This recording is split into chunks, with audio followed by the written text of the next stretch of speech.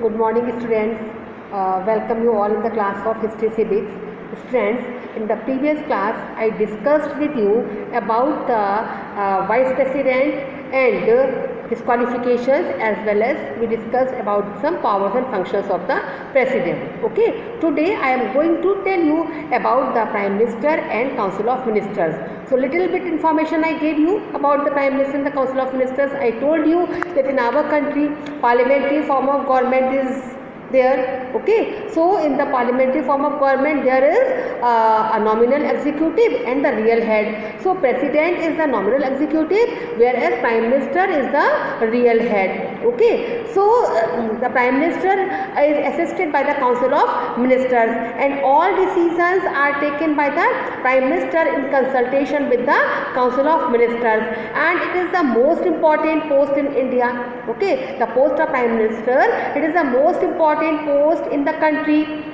And this team means the prime minister and the council of ministers. They are responsible for executing the laws which are passed by the parliament. Okay, now today we will know about the appointment of prime minister. How is the prime minister appointed?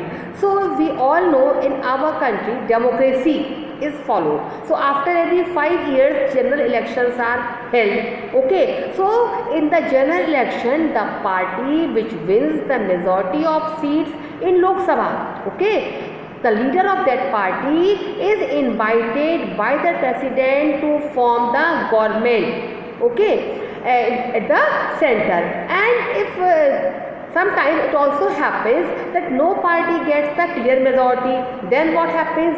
Then in that case 2 or more parties together they can form a coalition government. Okay, 2 या 3 party मिलकर मिलीजुली सरकार बना लेती है when if no party gets the clear majority. Okay, now the prime minister he prepares the list of the ministers and the department, the portfolios, they are also allocated to the ministers by the prime minister, such as defense, finance and industry also. Okay, and the important departments, important portfolios, they are given to the cabinet ministers. Okay, and important decisions are taken by the cabinet and then they are communicated to other ministers also.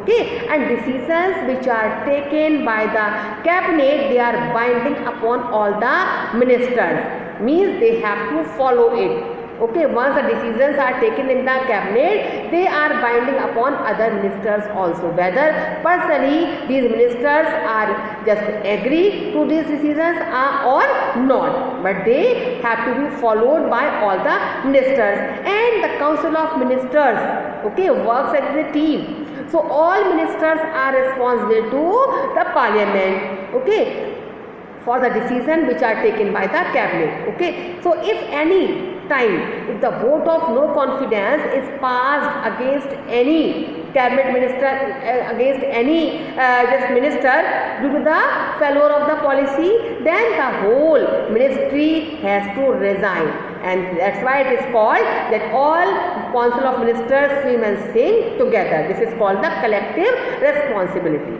Okay, now the most important thing, listen, the powers and functions of the prime minister. So prime minister is the leader of the country. He is the leader of the majority party in Lok Sabha also. Okay, so he has certain powers. He has the power to select the ministers, but at the same time he can also dismiss the ministers if he is not satisfied with their work. Okay, and the prime minister has the power to allocate, to